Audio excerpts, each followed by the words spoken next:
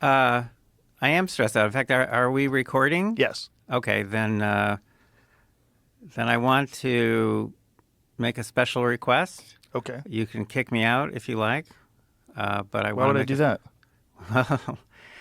because uh, I need to have a meltdown. I would like to have a meltdown right now on your show. You want to have a personal meltdown? Yes. Okay. Uh, I've never heard anybody plan for a meltdown before. well, I need to do this, and I think this is the right opportunity. Okay. And I don't know what I'm going to say, Okay. but I am definitely going to melt down. I have worked day and night. I work about 80 hours a week. I'm directing almost 40 research projects. I've been working really hard for maybe 45 years. And the last 12 years where I've turned my eye to Google and other tech companies have turned into, for me personally, a disaster. So before I started studying Google, I had published 15 books with major publishers. Since I've started studying Google and other companies, I can't publish anymore.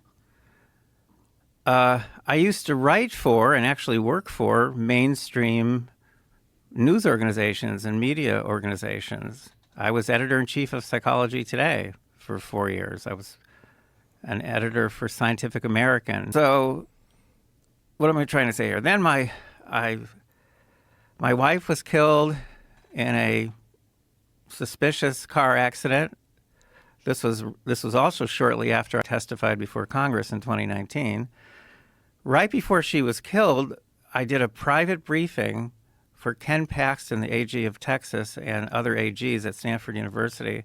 And one of those guys came out afterwards and he said, well, based on what you told us, Dr. Epstein, he said, I don't mean to scare you, but he said, I predict you're going to be killed in some sort of accident in the next few months. So I told you this before when I was on before, and obviously I wasn't killed, but my beautiful wife was killed. And, you know, her vehicle was never inspected forensically, and then it disappeared from the impound lot. I was told it was sold to some junk company in Mexico. And that is one of now six incidents, of violence against people who are associated with me over the past few years. The last just happened a couple of weeks ago. What was that one?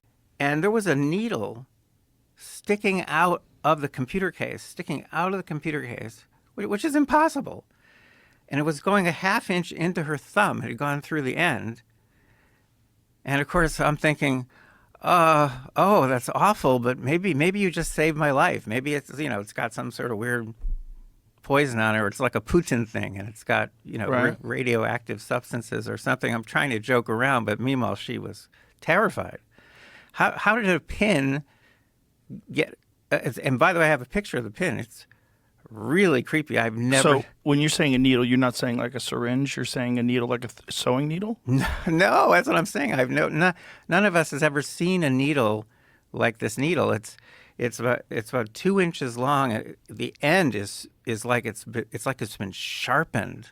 Okay. You can see it sharpened, and at the end where there should be a hole for thread, there's no hole.